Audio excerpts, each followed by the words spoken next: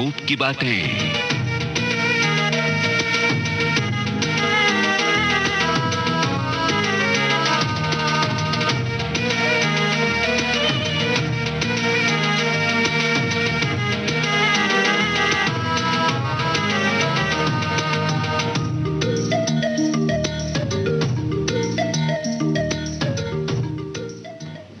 दोस्तों, बाइस्कोप की बातें आज होंगी एक ऐसी फिल्म को लेकर जिसकी कहानी पर्दे पर आने से पहले ही लोगों के सामने आ गई थी उपन्यास के रूप में।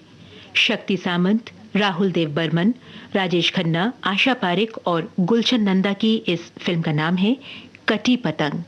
फिल्म कटी पतंग के बारे में खोजबीन करके जानकारियां लाए हैं अशोक अय्यर और राजलक्ष्मी की सहायता लेकर बाइस्कोप की बातें आपको सुना रहे हैं लोकेंद्र शर्मा।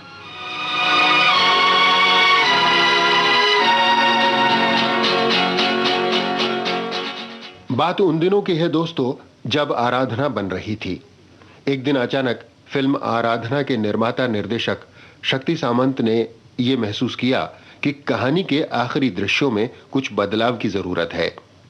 उन्होंने अपने दोस्त उपन्यासकार गुलशन नंदा को बुलवाया, जिससे कहानी को एक नया मोड़ दिया जा सके। गुलशन नंदा हिंदी कथा जगत में एक बेहद लोकप्रिय लेखक थे। कच्ची उम्र और भोली भावुकता को पोषित करने वाली उनकी कहानियां हिंदी फिल्मों के फॉर्मूला संसार में बहुत अच्छी तरह फिट बैठती थीं, और हुआ भी यही था। उनके कई उपन्यास बाद में पर्दे पर अवतरित और बॉक्स ऑफिस पर भीड़ जुटाऊ साबित हुए। गुलशन नंदा की कलम से जन्मी कुछ कामयाब फिल्में इस प्रकार थीं। बप्पी सोनी के निर्देशन में बनी धर्मेंद्र और मुमताज की झील के उस पार, मुझे भी पिला दे शराबी, देख फिर होता है क्या, दो घूंट मुझे भी पिला दे शराबी, देख फिर होता है क्या। शक्ति सामंत की राजेश खन्ना और जीनत अमान अभिनीत फिल्म अजनबी। हम दोनों तो प्रेमी दुनिया छोड़ चले, जीवन की हम सारी रस्में तोड़ चले। बाबू कहाँ गए? यश चोपड़ा का पहला स्वतंत्र निर्माण दाग। अब चाहे मार उठे या बाबा यारा, मैंने तो हाँ कर ली। अब चाहे मार उठे या बाबा यारा, मैंने तो हाँ कर ली। अब चाहे सर फूटे या माथा, मैंने तेरी बाह। प्रोड्यूसर मुशीर रियाज और संगीतकार आर.डी. बर्मन की पुनर्जन्म के सिद्धांत वाली फिल्म महबूबा। पर्वत के पीछे चंबे धागा,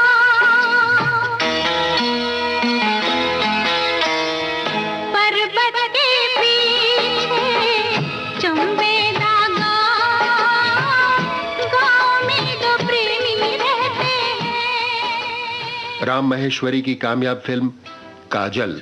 लेने दो नाजुक होठों को, कुछ और नहीं है जाम है ये, छू लेने दो नाजुक होठों को, कुछ और नहीं है जाम। एल.वी. प्रसाद के निर्माण और संजीव कुमार के अभिनय की नई बुलंदी खिलौना।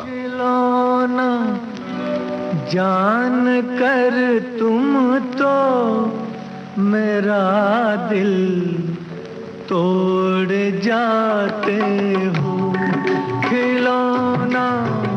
जान कर तुम तो मेरा दिल तोड़ जाते हो, मुझे। लेकिन ये सब फिल्में बाद की बातें हैं।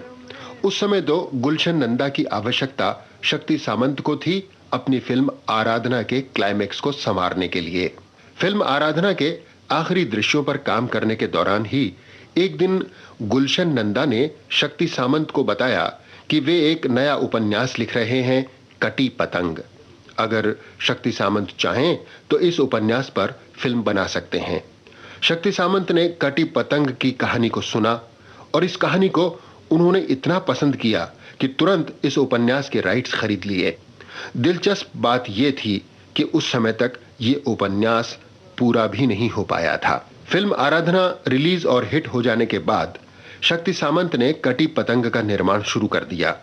इस समय तक उपन्यास कटी पतंग भी प्रकाशित होकर बाजार में आ चुका था और पाठकों ने इसे इतना पसंद किया था कि रिकॉर्ड के मुताबिक गुलशन नंदा के लिखे उपन्यासों में कटी पतंग सबसे ज्यादा बिकने वाला उपन्यास बन गया।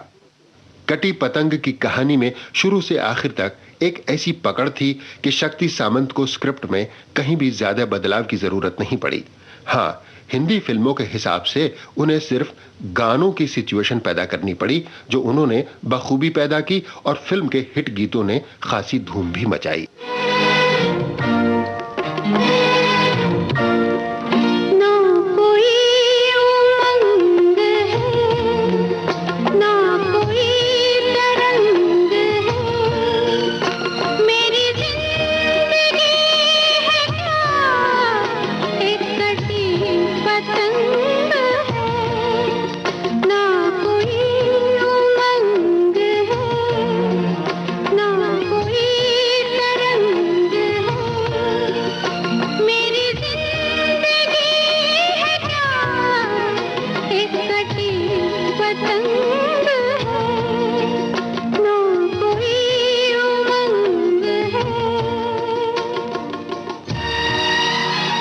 जब फिल्म कटी पतंग की कास्टिंग की बात आई तो शक्ति सामंत ने इस फिल्म के लिए भी आराधना के ही कलाकारों यानी राजेश खन्ना और शर्मिला टैगोर को लेने का इरादा किया।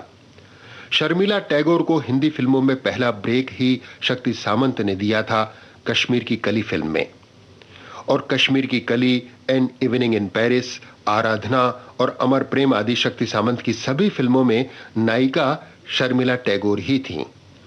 लेकिन फिल्म आराधना के बाद शर्मिला टैगोर शादी का इरादा कर चुकी थीं और ये बात भी तय नहीं थी कि शादी के बाद वे फिल्मों में काम करेंगी या नहीं।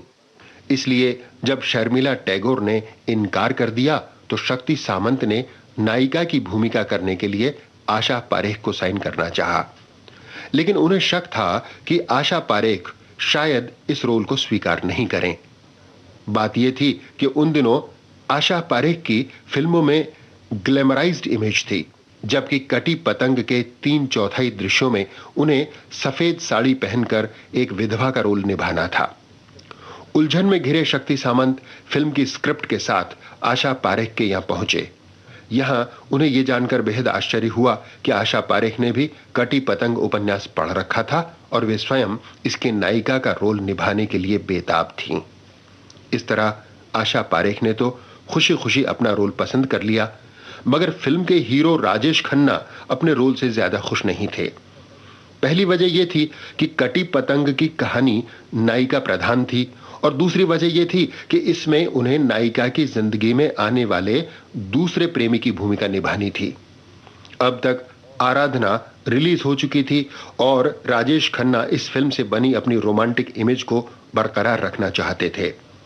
उलझन में घिरे राजेश खन्ना को शक्ति सामंत ने समझाया कि फिल्म में उनका रोल भी बहुत अहम है।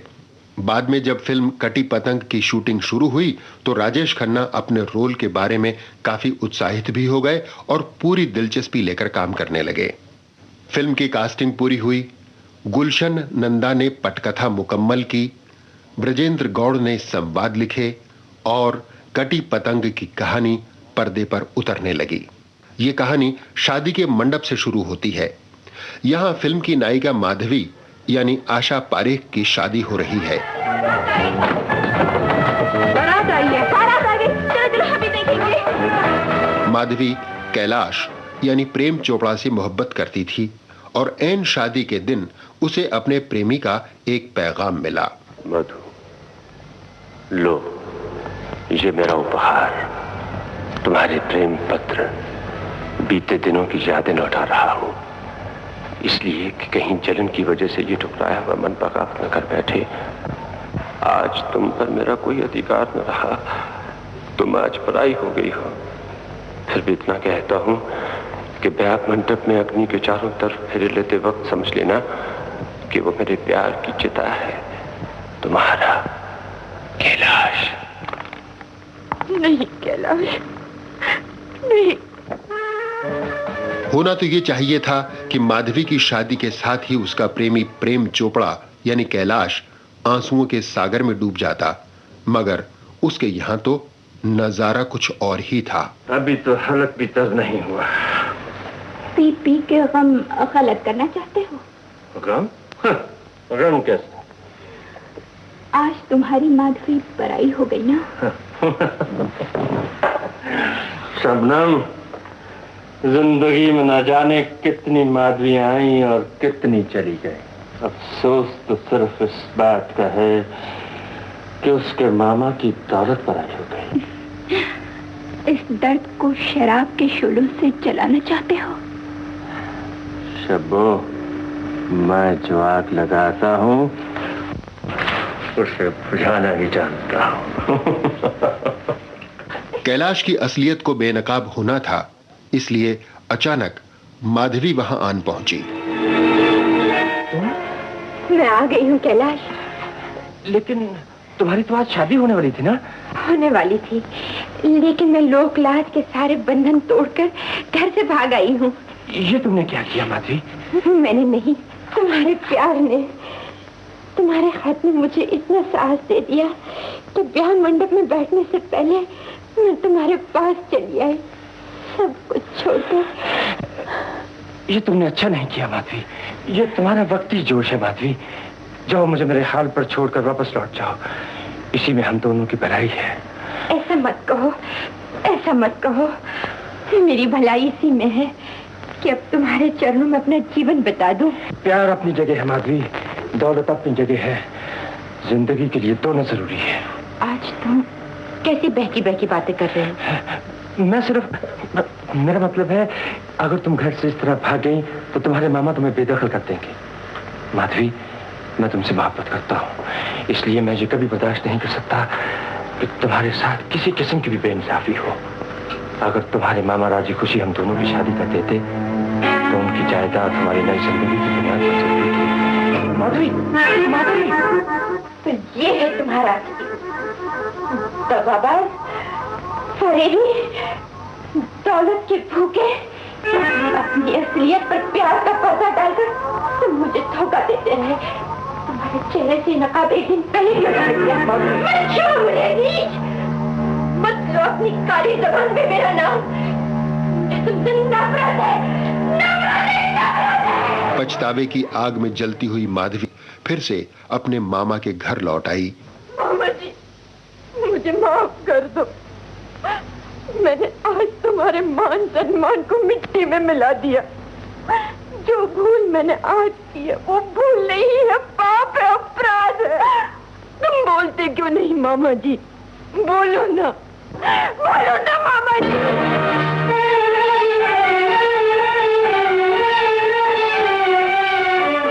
यहीं से माधवी की जिंदगी में एक तूफान आ गया। एक कटी पतंग की तरह उसकी जिंदगी का कोई ठिकाना नहीं रहा। माधवी स्टेशन जा पहुंची। यहां अचानक उसका सामना उसकी पुरानी सहेली पूनम से हो गया। मधु, तुम बैठाना मुझे। पूनम, मधु, कितने दिनों बाद देखा है तुझे। कहाँ जा रही हो? इसके पिताजी आज से 6 महीने हुए वो जीप एक्सीडेंट में। ओह, भगवान भी कितना कठोर है। जिन्हें दया चाहिए उन्हीं के साथ अन्याय करता है। कहाँ तक का सफर है? नैनीताल, वहां मेरी ससुराल है। पहली बार जा रही हूँ। ससुराल? पहली बार जा रही हो? हाँ मधु, उन्होंने अपने पिताजी की मर्जी के खिलाफ शादी की थी। मैं तो अब भी ना जाती, सिर्फ इसके लिए जा रही हूँ। तुम मेरे साथ नैनीताल चलो। नहीं पूनम, तुम्हारे ससुराल वाले क्या कहेंगे? कुछ नहीं, मैं उनसे कह दूंगी तुम मेरी बहन हो। हमारा और कोई सगा संबंधी तो है नहीं, इसीलिए मैं तुम्हें अपने साथ ले आई हूँ। कभी इस झूठ का पता चल गया तो? ये झूठ नहीं है मधु, तुम मेरी बचपन की सहेली हो। और फिर उन लोगों ने मुझे कभी नहीं देखा, वो मेरे लिए अजनबी है और मैं उनके लिए अनजान। हम दोनों मिलकर सुख दुख बांट लेंगे और इस मुन्ने का सहारा बनकर जिंदगी गुजार देंगे। माधवी को उम्मीद की किरण नजर आई ही थी कि एक बार फिर बदनसीबी के बादल छा गए। जिस ट्रेन से माधवी और पूनम सफर कर रही थीं, उसका भयानक एक्सीडेंट हो गया।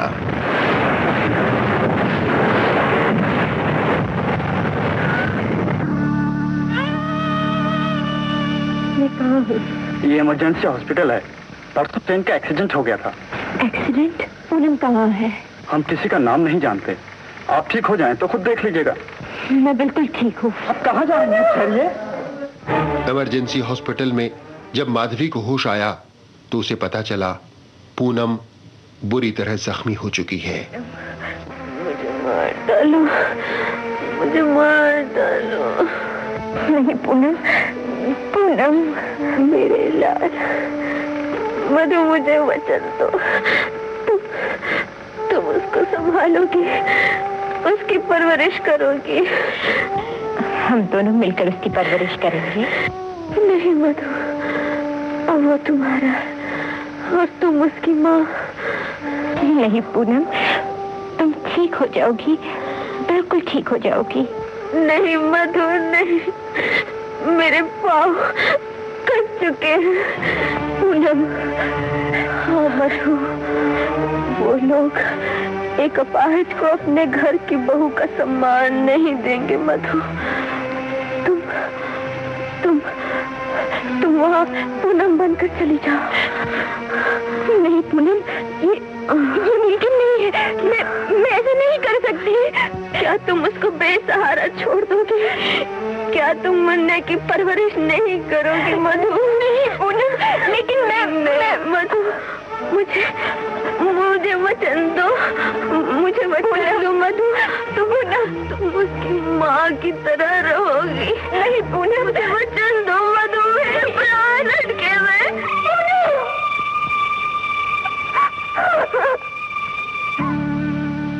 पूनम ने दम तोड़ दिया और पूनम को दिया गया वचन पूरा करने के लिए माधवी से पूनम बन गई। विधवा पूनम का लिबास अब माधवी के बदन पर था और गोदी में था पूनम का बच्चा। पूनम बनी माधवी ने नैनीताल जाने के लिए टैक्सी पकड़ी, लेकिन रास्ते में इधर कहाँ जा रहे हो? सीधी सड़क से जल्दी पहुंच जाएंगे मैम साहब, शाम होने से पहले। लेकिन इधर तो घने जंगल है, गाड़ी वापस ले चलो।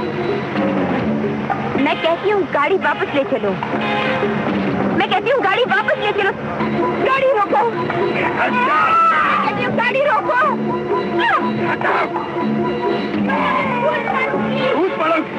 वो भी बच्चे के साथ। मैम साहब, क्योंकि हिमालय से मेरे हवाले कर दो, समझी? बदमाश टैक्सी ड्राइवर के चंगुल में फंसी पूनम को बचाया कमल यानी राजेश खन्ना ने। लीजिए आप। बहुत बहुत धन्यवाद, आपने होते तो। इसकी कोई जरूरत नहीं। अब आप इस टैक्सी में तो जा नहीं सकती, कहीं तुम आपको अपनी जीप पे छोड़। जी। जाना कहाँ आपको? नैनीताल। नैनीताल? ये रास्ता तो अल्मोड़ा जाता है। वो टैक्सी ड्राइवर गलत रास्ते पे ले आया। ऐसे मौसम में आपको अकेले नहीं आना चाहिए था। खैर इस वक्त नैनीताल जाना तो नामुमकिन है।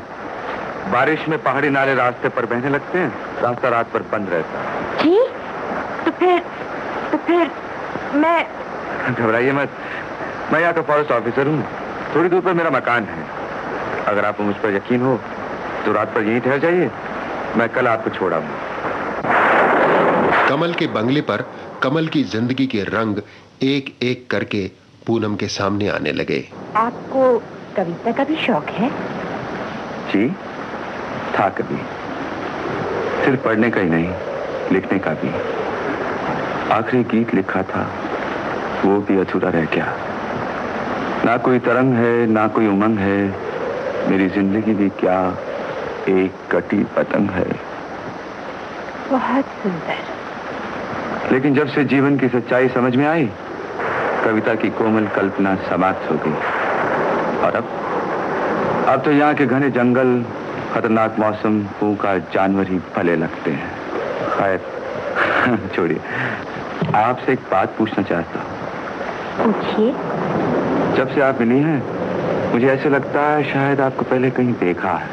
जी?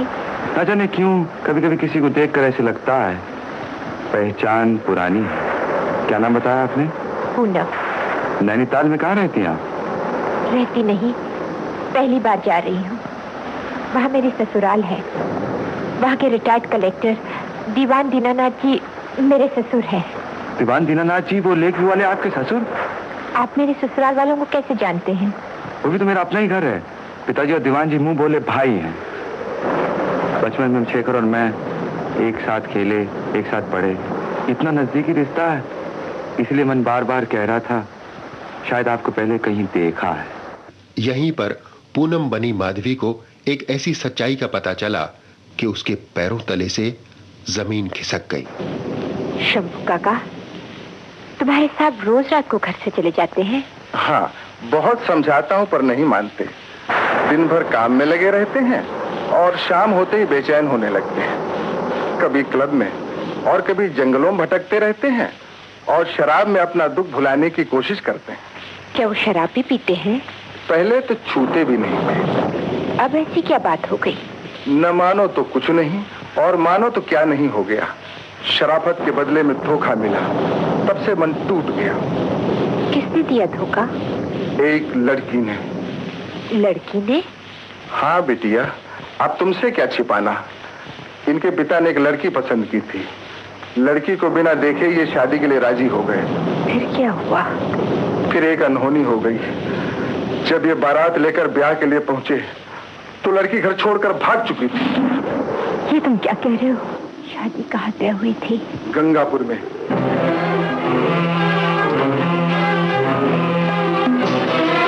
माधवी जान गई कि कमल ही वो शख्स है जो उसका दूल्हा बनने वाला था, और ये जानकर जैसे उस पर बिजली गिर पड़ी। इधर कमल शराब के पैमानों में खुशियां तलाश करने की नाकाम कोशिश कर रहा था। ये जो मोहब्बत है ये उनका है काम, अरे महबूब का जो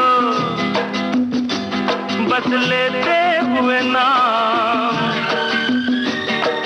मर जाए मिट जाए हो जाए बदनाम, रहने दो छोड़ो भी जाने दो यार, हम ना करेंगे प्यार। रहने दो छोड़ो भी जाने दो यार, हम ना करेंगे प्यार।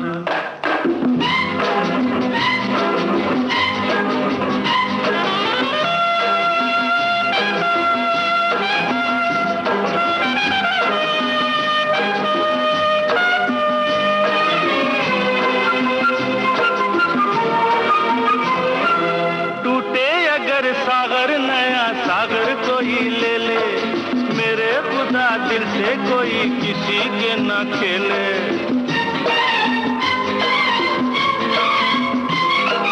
टूटे अगर सागर नया सागर कोई ले ले, मेरे खुदा दिल से कोई किसी के न खेले। दिल टूट जाए तो क्या हो अंजाम, ये जो मोहब्बत है ये उनका है काम, महबूब का जो बस लेते हुए नाम, मर जाए मिट जाए हो जाए बदनाम। रहने दो छोड़ो भी जाने दो यार, हम ना करेंगे प्यार। रहने दो छोड़ो भी जाने दो यार, हम ना करेंगे प्यार। जब कमल घर लौटा तो पूनम वहां नहीं थी। अरे ओ शंभू काका, बड़ी जल्दी लौटे? हाँ, लौटने में थोड़ी सी देर हो गई। देखो अगर पूनम जी जाग गई हो तो उन्हें कहिए तैयार हो जाए, उन्हें छोड़ा। वो चली गई। चली गई? जाती नहीं तो क्या करती? बेचारी मन में क्या सोचती होंगी, दीवान साहब क्या कहेंगे। लेकिन कैसे गई, कहाँ गई? अपने घर गई और कहाँ जाती। लो ये चिट्ठी दे गई। चिट्ठी? कमल जी, आपको मेरे कारण जो कष्ट हुआ है उसे जीवन भर नहीं भूलूंगी। आपकी आखिरी कविता मेरे ही जीवन की कहानी है। न कोई उमंग है, न कोई तरंग है, मेरी जिंदगी भी क्या, एक कटी पतंग। आखिर पूनम बनी भी पूनम के ससुराल पहुंची। कौन हो तुम? जी, मैं पूनम हूँ। पूनम? आपकी बहू। क्या? ये रही आपकी चिट्ठी। बहू पूनम, और शेखर की पत्नी। और ये है आपकी अमानत, उनकी निशानी। मेरे शेखर का बेटा। बहू, मेरी सपना तुमने देखा हूँ, तुम सच कह रही हो? हाँ बाबूजी। वो ट्रेन एक्सीडेंट, तुम मुझसे बच गई। जी, मेरा सौभाग्य है आपकी सेवा करने के लिए और आपके खानदान के वारिस को आपकी गोद में सौंपने के लिए बच गई। अरे मेरा लाल, मेरा मुन्ना, मेरा लाल, मेरा मुन्ना। अरे देखो कौन आया है? जहां पूनम के सास ससुर ने माधवी को अपनी बहू पूनम समझकर दिलो जान से अपना लिया, वहीं माधवी ने कमल की जिंदगी में उजाला लाने की कोशिश की। एक बात पूछना चाहती हूँ। पूछिए। जीवन की शांति और मन के संतोष के लिए क्या इंसान को झूठे सहारों की जरूरत पड़ती है? मैं आपका मतलब नहीं समझा। संसार में हर आदमी दुखी है। अगर शराब दुखों को मिटा सकती तो हर आदमी शराबी बन जाता। कमल दिल ही दिल में पूनम को चाहने लगा था, कभी आंखों की जबान से तो कभी गीतों के बहाने कमल पूनम को अपना हाले दिल सुनाने की कोशिश करता। तुम्हारे चेहरे पर हंसी कितनी खिलती है पूनम। जी? कल से एक बात कई बार सोच चुका हूँ। क्या? कहीं तुम्हारी सूरत की 2 लड़कियां तो नहीं? उस दिन राकेश कह रहा था, कल वो बेहुदा डांसर भी बोल रही थी। और अजीब बात ये है कि जिस लड़की से मेरी शादी होने वाली थी उसका नाम भी मधु ही था। अगर आपको मधु फिर मिल जाए तो क्या आप उसे माफ कर सकेंगे? आज मुझे उससे कोई शिकायत नहीं। उसके दिए हुए दर्द पर किसी हमदर्द का साया पड़ चुका है। किसका? तुम्हारा। क्षमा कहे परवाने से परे चला जा, मेरी तरह जल जाएगा यहाँ नहीं आ। क्षमा कहे परवाने से परे चला जा, मेरी तरह जल जाएगा यहाँ नहीं आ। वो नहीं सुनता उसको जल जाना होता है। हर खुशी से हर गम से बेगाना होता है। प्यार दीवाना होता है, मस्ताना होता है। हर खुशी से हर गम से बेगाना होता है। दीवान साहब के घर वालों का प्यार और कमल का साथ पाकर पूनम बनी माधवी बेहद खुश थी, मगर यह खुशी कायम नहीं रह पाई, क्योंकि एक दिन अचानक कैलाश आ धमका। रमैया, ये खिलौने कौन लाया है? मैं लाया तुम्हारे बेटे के लिए। तुम? शुक्र है तुमने मुझे पहचाना तो सही। तुम यहाँ क्यों आए हो? तुम्हारी जुर्रत कैसे हुई यहाँ आने के लिए? तुम्हारी जुदाई का गम लिए भटक रहा था, मालूम हुआ कि तुम यहाँ बस चला है। चले जाओ यहाँ से। इतनी जल्दी? लेकिन मुझे लगेगी देर जरा हाले दिल सुनाने में। सच कहता हूँ मधु, बहुत पछतावा है। उस दिन मैं तुम्हारे प्यार को तोड़ न सका, मुझे माफ कर दो मधु। वो मधु मर चुकी है। समझ लो कि वो कैलाश भी मर चुका है। देखो मधु, मुझे तुम्हारे बारे में सब कुछ मालूम हो चुका है। क्यों ना हम तुम दोनों मिलकर एक नई जिंदगी शुरू करते? बकवास बंद करो, मुझे तुम्हारी शक्ल से नफरत है। निकल जाओ यहाँ से।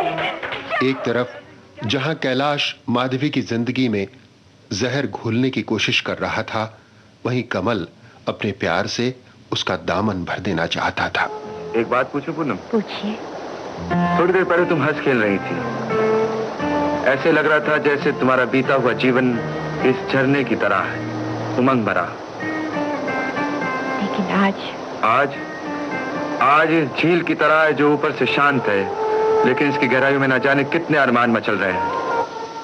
पूनम, दुनिया में झील की गहराइयां ही सब कुछ नहीं, और भी बहुत कुछ है।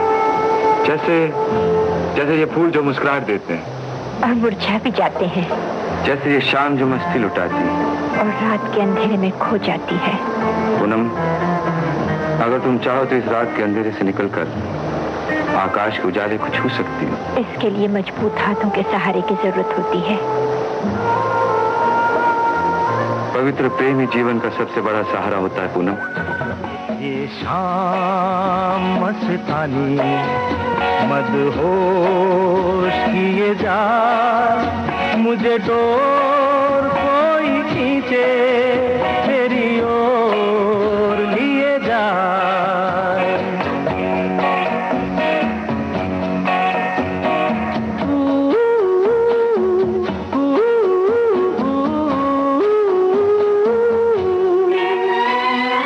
दूर रहती है तू, मेरे पास आती नहीं, होठों पे तेरे कभी प्यास आती नहीं।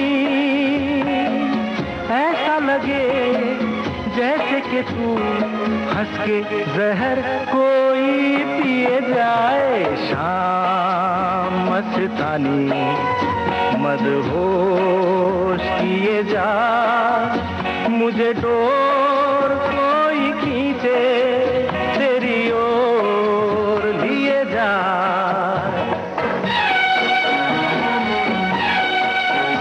कमल से मिलकर एक दिन जब पूनम यानी माधवी घर लौटी तो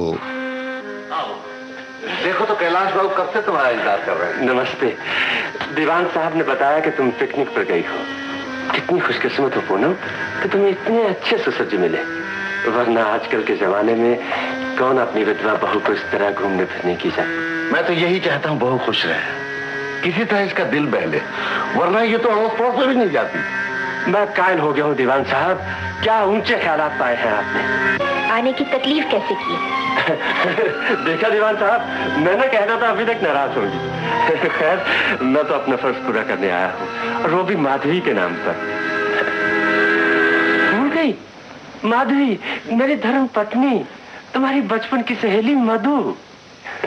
उसका खत आया है, लिखा है आंटी की तबीयत बहुत खराब है, बहुत जिद की है कि तुम्हें वापसी में साथ लेकर आऊं। मुझे कहीं नहीं जाना। फिलहाल तो ये नहीं जा सकती, इसकी सास जी भी नहीं है और मेरी तबीयत ठीक नहीं रहती। ओह, मैं तो भूल ही गया था। खैर कोई बात नहीं, फिर कभी देखा जाएगा। हाँ, एक मामूली सी सोने की जंजीर भेजी है मुन्ने के लिए, माधवी ने, मेरी धर्म पत्नी ने। अरे भाई, इसकी क्या जरूरत थी? मैं बच्चे को सोने की चीजें नहीं पहनाना चाहती बाबूजी। तुम खुद सोचो पूनम, बेचारी का दिल टूट जाएगा। बेचारी ने बहुत प्यार से हनुमान जी के पांव छू कर भेजी है। ऐसी बात है बहू, तो ले लो। कैलाश के इरादे ठीक नहीं थे। उसने अपने बार बार आने का मकसद आखिर एक दिन पूनम को बता भी दिया। कान खोलकर सुन लो, मुझे तुम्हारा यहाँ आना बिल्कुल पसंद नहीं। लेकिन मुझे यहाँ आना बेहद पसंद है। जब मेरा तुम्हारा कोई संबंध नहीं तो ये आना जाना किस लिए? पुराना संबंध बढ़ाने के लिए। मैं तुम्हारे इरादे खूब जानती हूँ। तुम मुझे बदनाम करना चाहते हो, मेरी मजबूरी का फायदा उठाना चाहते हो। तुम भी तो किसी की मजबूरी का फायदा उठा रही हो। कैलाश, क्या तुम्हें मुझ पर जरा भी दया नहीं आती? ये बात हुई ना, लेकिन मेरी दया की कीमत होती है Madhavi. I am sorry Poonam.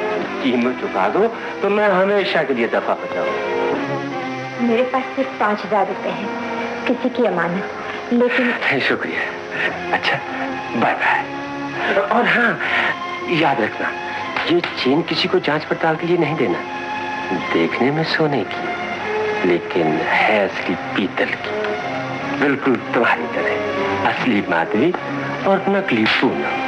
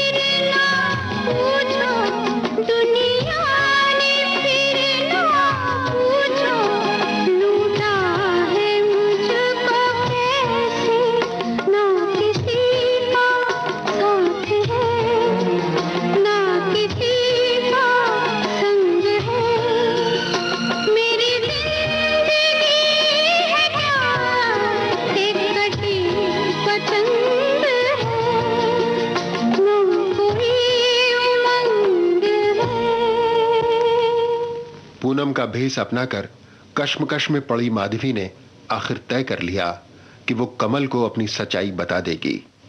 उसने एक चिट्ठी कमल को भेजी, मगर वो चिट्ठी कमल से पहले दीवान साहब के हाथों में पहुंच गई। तोड़ दे मजबूरियों के बंधन, तेरी मंजिल तेरे देवता के चरणों में ही है। मैं सब कुछ सच सच बता दे मधु, और कर ले अपनी जिंदगी का आखिरी फैसला। शीतू, कहाँ जा रहा है? जी बापूजी, ये कागज दिए हैं बिग जी ने, जाके रेवल को देख के आता हूँ। हाँ, इंश्योरेंस के होंगे। ला देखो तो, बहू ने ठीक जगह दस्तखत किया है नहीं। मेरे सपनों के देवता, आज मैं आपके सामने अपनी मजबूरियों के बंधन रोने का साहस कर रही हूँ। आज मैं आपको सब कुछ बता देना चाहती हूँ। आप मुझे पूनम समझते हैं, लेकिन मैं पूनम नहीं, माधवी हूँ। वही माधवी जिसने आपके जीवन में जहर घोल दिया था। मेरी सबसे बड़ी भूल नहीं जब मैं ब्याह मंडप से भाग गई। इससे पहले कि दीवान साहब माधवी से कुछ पूछते, कमल अपनी बहन के साथ वहां आ गया। और आज गांव वालों की बस्ती में होली का त्योहार है, बड़ी धूमधाम से मनाया जा रहा है। शालू की सहेलियां आ रही हैं और उनकी जिद है तुम्हें भी आना होगा। लेकिन मैं कैसे जा सकती हूँ? क्यों ना होगा, बाबूजी घर में अकेले हैं। और फिर ओ चाचा जी, आप तो जानते ही हैं कि हम लोग कल चले जाएंगे। भेज दीजिए ना भाभी को। मैंने कब रोका है? ये घर की बहू है, अपनी मर्जी के मालिक, जहाँ जाना चाहे जाए। ओह थैंक यू चाचा जी। आइए भाभी।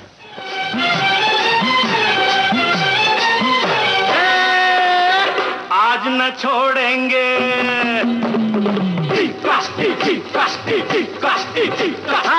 आज न छोड़ेंगे बस हम जोली, खेलेंगे हम होली, खेलेंगे हम होली।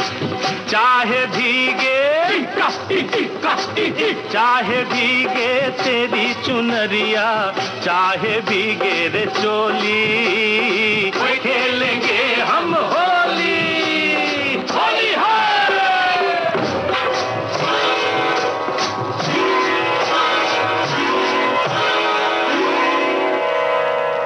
गांव वालों की बस्ती से जब पूनम वापस घर पहुंची तो दीवान साहब के तेवर बदले हुए थे। आप अभी तक सोए नहीं?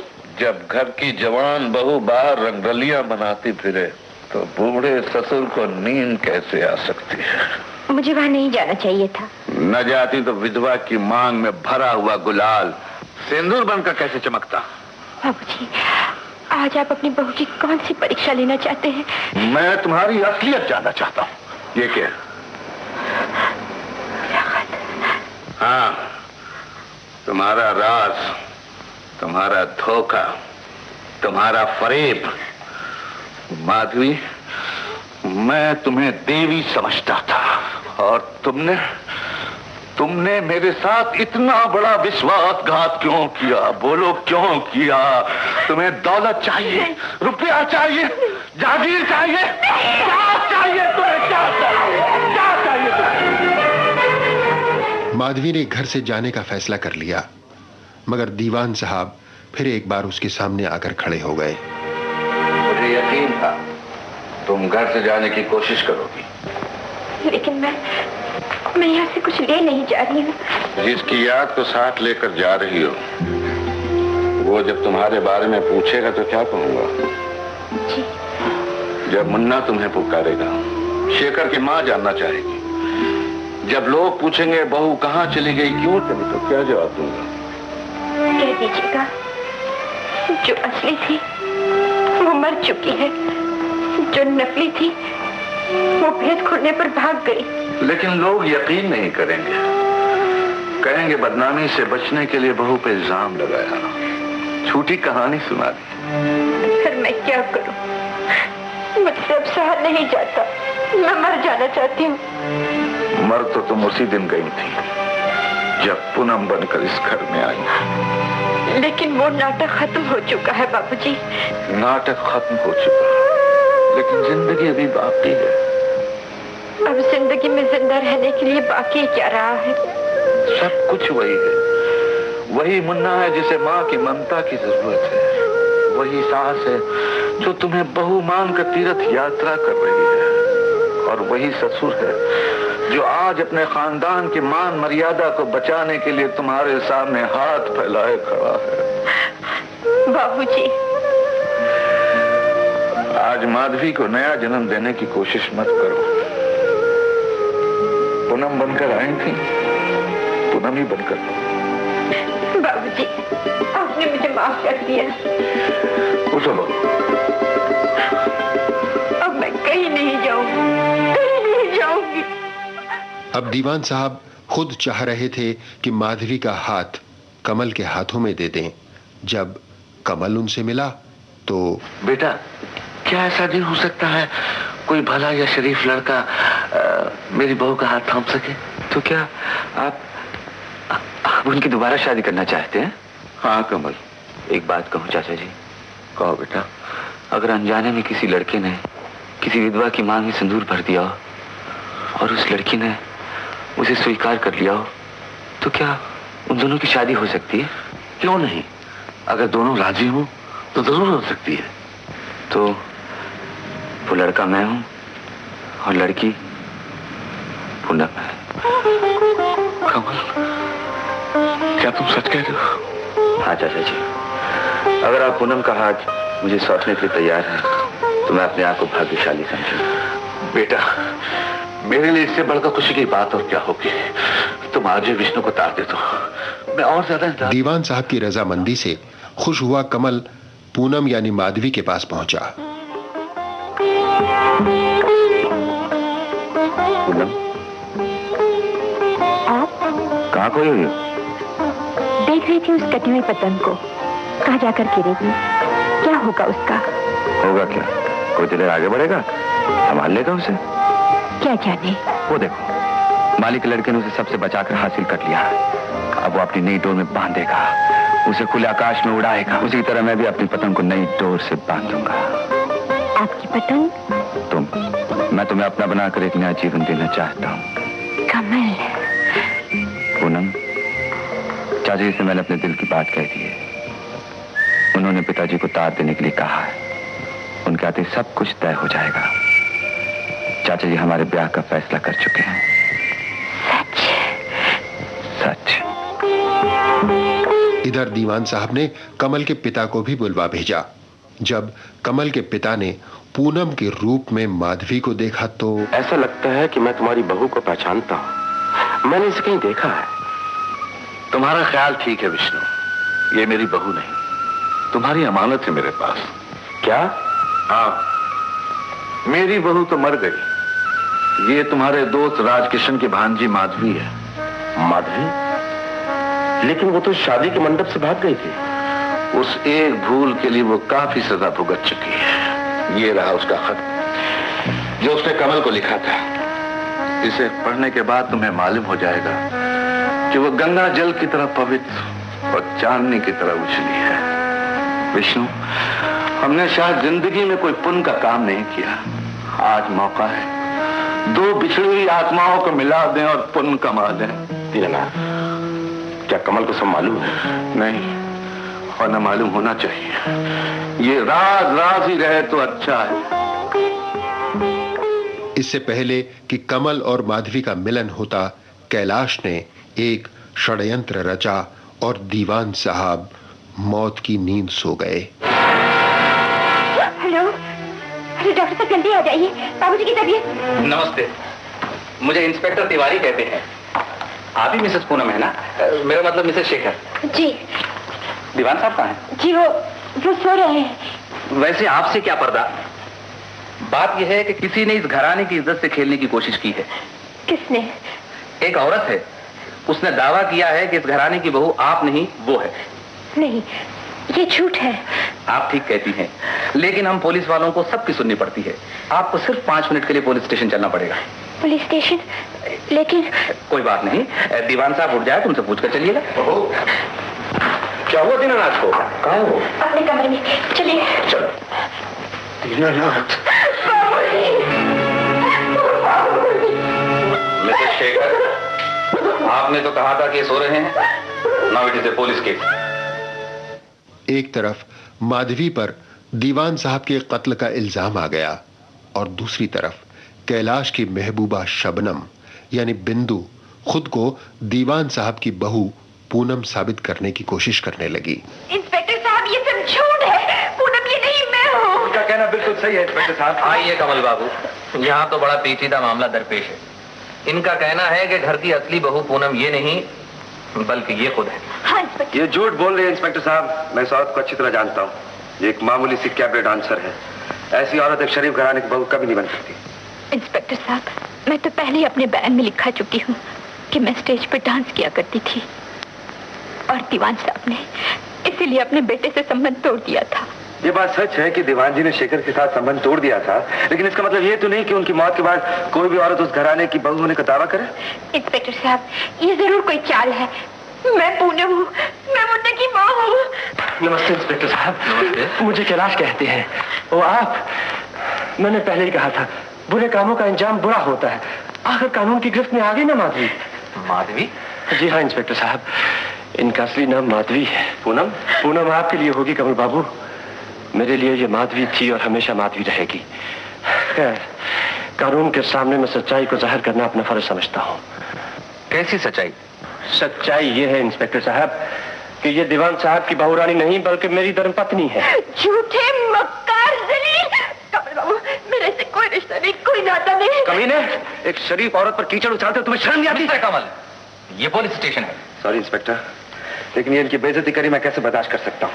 मैं सिर्फ इतना जानना चाहता हूँ, अगर इनकी बातों में सच्चाई है तो उन्होंने उस वक्त दीवान जी से क्यों नहीं कहा जबकि दीवान जी जिंदा थे और इनका वहां पर आना जाना था। मिस्टर कमल, बहस के लिए अदालत है। माधवी हिरासत में पहुंचा दी गई और शबनम दीवान साहब के बंगले पर, मगर यहां शबनम की हकीकत बेपर्दा हो गई। ये औरत यहाँ क्यों आई थी? किसी ने तो इस घर की बहू होने का दावा किया। इसने? ये औरत तो निहायत बदचलन है। अपने पेट का पाप मिटाने के लिए मेरे दवाखाने में आए थे और मैंने इसे बाहर निकाल दिया था। ये क्या कह रहे हैं डॉक्टर साहब? हाँ कमल, ऐसी औरत इस घर की बहू नहीं हो सकती। आपका ख्याल सही है काशीनाथ जी, क्योंकि मैं जानता हूं कि इस घर की असली बहू मर चुकी है। अगर ये सच है तो माजी पूनम बनकर हम लोग को धोखा क्यों देती रही? अपनी सहेली को दिया वचन निभाने के लिए और एक भूल का प्रायश्चित करने के लिए जो वो अनजाने में कर बैठी थी। कैसी भूल, कैसा प्रायश्चित? बेटा कमल, माधवी दरअसल वही लड़की है जिसके साथ तुम्हारी शादी होने वाली थी। ये क्या कह रहे हैं पिताजी? दीनानाथ जी ने खुद ही मुझे सब कुछ बताया था। और वो जलील कैलाश के दावे सब झूठ है। माधवी का किसी के साथ कोई संबंध नहीं। वो गंगा की तरह पवित्र, चांदनी की तरह उजली है।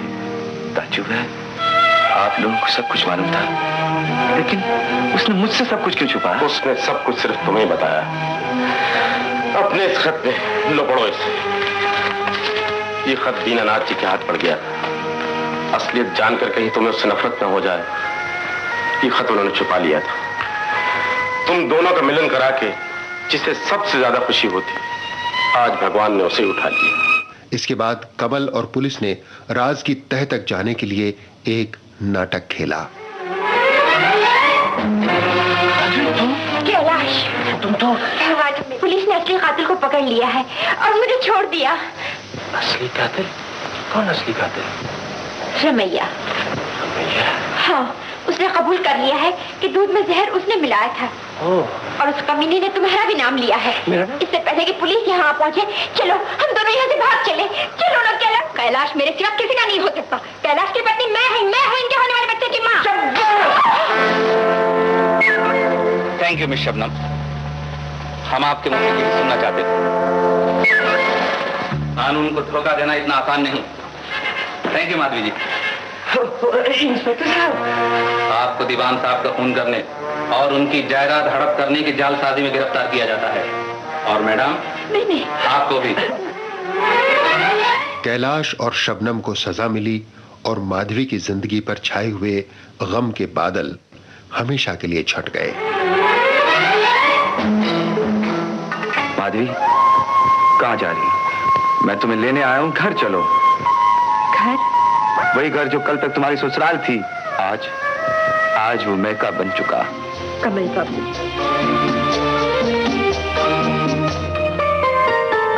प्यार दीवाना होता है, मस्ताना होता है, हर खुशी से हर गम से बेगाना होता है। प्यार दीवाना होता है, मस्ताना होता है, हर खुशी से हर गम से बेगाना होता। तो ये थी फिल्म कटी पतंग की कहानी दोस्तों। फिल्म कटी पतंग 1 साल में बनकर तैयार हुई। इसकी अधिकांश शूटिंग मुंबई के नटराज स्टूडियो में और कुछ आउटडोर शूटिंग नैनीताल और लोनावाला में की गई। नैनीताल में एक सीन फिल्माया जाना था जहां आशा पारेख और राजेश खन्ना को नाव में बैठकर झील की सैर करनी थी। शक्तिदा अलग अलग एंगल से इस दृश्य को फिल्माना चाहते थे, लेकिन मुसीबत ये थी कि झील में नौका विहार करने वाले दूसरे टूरिस्ट लोग सीधे कैमरे की तरफ देखने लगते, जिससे सीन की स्वाभाविकता खत्म हो जाती। जब पूरे दिन में एक भी शॉट ठीक से नहीं फिल्माया जा सका तो शक्ति सामंत ने अगले दिन बोट हाउस की सारी नावें किराए पर ले ली और उन्हें झील के बीचों बीच बांध दिया। इस तरह आसानी से गाना फिल्मा लिया गया। हाँ, ये और बात है कि उस दिन जब वापस लौट रहे थे तब रास्ते में शक्ति सामंत और यूनिट के दूसरे लोगों को पब्लिक की गालियां सुननी पड़ी, क्योंकि टूरिस्ट लोग उस दिन झील में नाव की सवारी नहीं कर पाए थे। बहरहाल वो गाना ये था।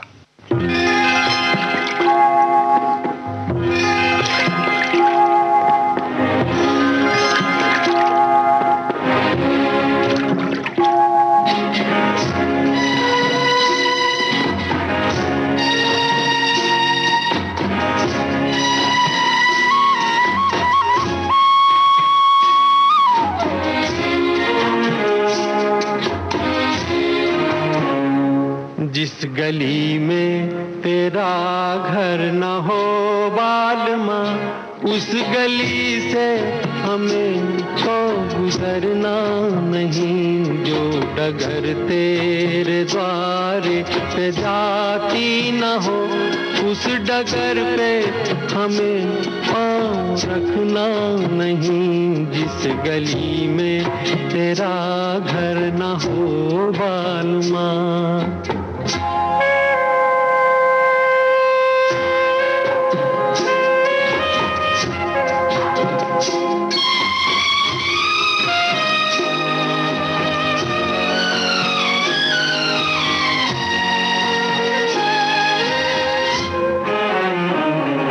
जिंदगी में कई रंग रलियां सही, हर तरफ मुस्कुराती ये गलियां सही।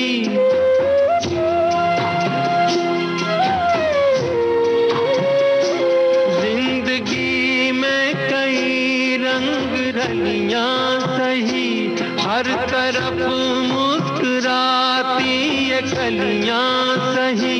खूबसूरत बहारों की गलियां सही, जिस चमन में तेरे पग में कांटे चुभे,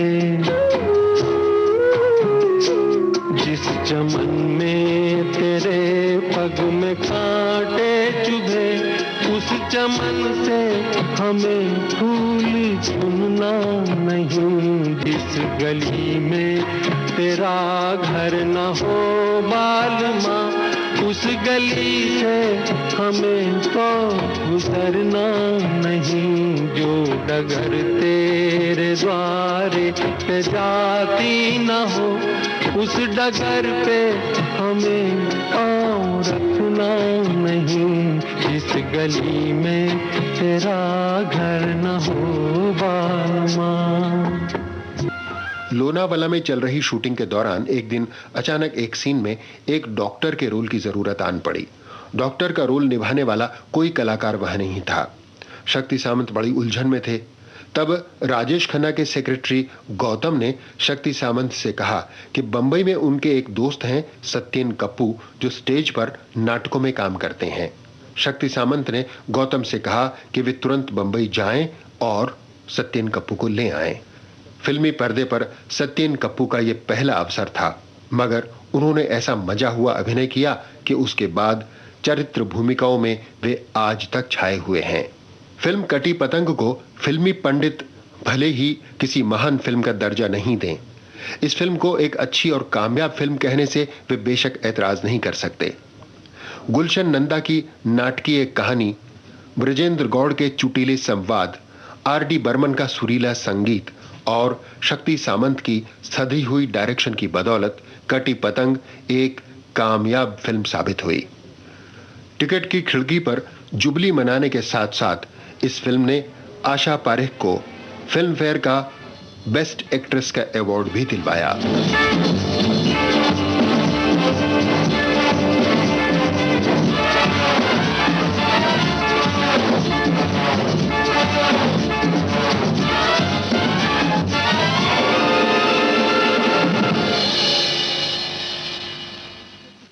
22 की बातें आज हुई शक्ति सामंत फिल्म्स के बैनर तले बनी फिल्म कटी पतंग को लेकर। इस फिल्म के बारे में जानकारियां लिखकर लाए अशोक अय्यर और गीतों और संवादों के साथ सजाकर राजलक्ष्मी की मदद से आपको 22 की बातें सुनाई लोकेंद्र शर्मा ने।